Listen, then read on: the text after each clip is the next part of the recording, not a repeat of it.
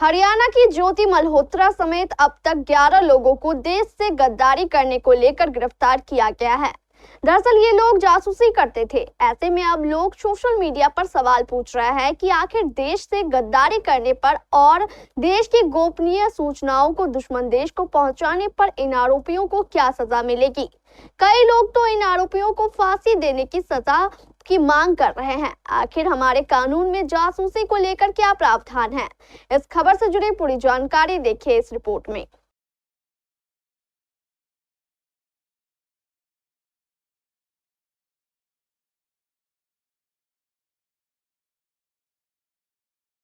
हिसार की रहने वाली यूट्यूबर ज्योति मल्होत्रा को पाकिस्तान के लिए जासूसी करने के आरोप में गिरफ्तार किया गया है। उसके खिलाफ आधिकारिक गोपनीयता अधिनियम सीक्रेट एक्ट 1923 की धारा 3 और 4 के तहत मामला दर्ज किया गया है। इसके साथ ही भारतीय न्याय संहिता की धारा 152 के तहत भी ज्योति के खिलाफ मुकदमा दर्ज किया गया है।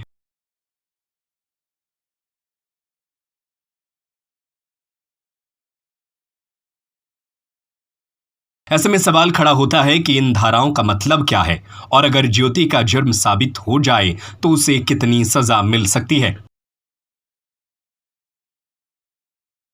हरियाणा में स्थित हिसार निवासी ज्योति मल्होत्रा की उम्र 33 साल है। वह यूट्यूबर और ट्रैवल ब्लॉगर के रूप में जानी जाती है। आरोप है कि इसी बहाने ज्योति मल्होत्रा पाकिस्तान की खुफिया एजेंसी आईएसआई के लिए जासूसी करती थी। आईएसआई के साथ भारत की संवेदनशील जानकारियां साझा करने के आरोप में उसको 17 मई को गिरफ्तार किया गया है। हिसार पुलिस ने उसे अदालत में पेश किया था, जहां से 5 दिनों के पुलिस रिमांड पर भेजा गया है।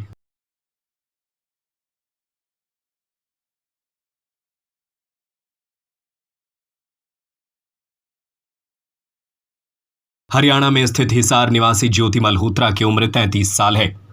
वो यूट्यूब ब्लॉगर है जिसे गिरफ्तार कर लिया गया है। ज्योति मल्होत्रा को जिस आधिकारिक गोपनीयता अधिनियम के तहत गिरफ्तार किया गया है वह काफ़ी पुराना कानून है। इस कानून का इतिहास अंग्रेज़ों के शासनकाल से शुरू होता है।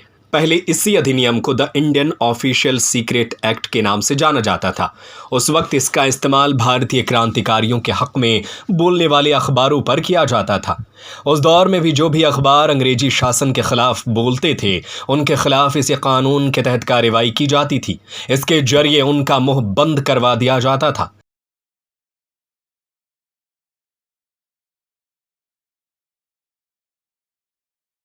समय के साथ इसी कानून में बदलाव किया गया और आधिकारिक गोपनीयता अधिनियम 1904 अस्तित्व में आ गया।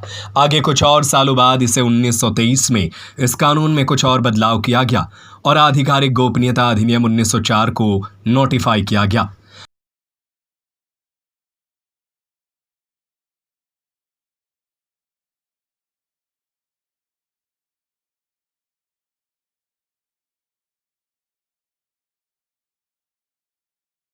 सुप्रीम कोर्ट के अधिवक्ता के अनुसार ज्योति के खिलाफ आधिकारिक गोपनीयता अधिनियम 1904 की धारा 3 और 5 के तहत पुलिस ने मुकदमा दर्ज किया है। धारा 3 का इस्तेमाल उन लोगों के खिलाफ किया जाता है जिन पर पूरी तरह से जासूसी का आरोप होता है। कोई भी व्यक्ति किसी भी वजह से अगर ऐसी किसी जगह पर जाता है जहां पर जाना मना हो या फिर जहां जाने के कारण देश की सुरक्षा पर खतरा होता है तो इस कानून का इस्तेमाल होता है।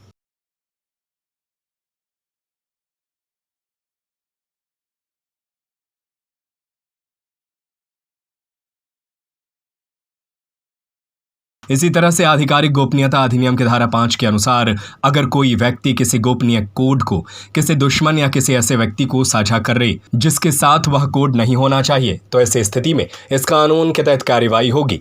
इस स्थिति में यह जरूरी नहीं कि जानकारी साझा करने का तरीका या वजह क्या है, भले ही लापरवाही से या किसी उद्देश्य से किसी की ओर से अगर खुफिया जानकारी साझा की गई है तो इसके तहत मुकदमा दर्ज किया ही जाएगा।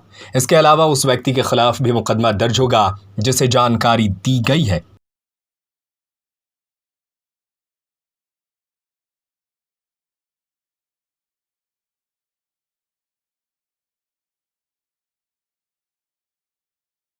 इसके अलावा ज्योति के खिलाफ भारतीय न्याय संहिता की धारा 152 के तहत भी मुकदमा दर्ज किया गया है।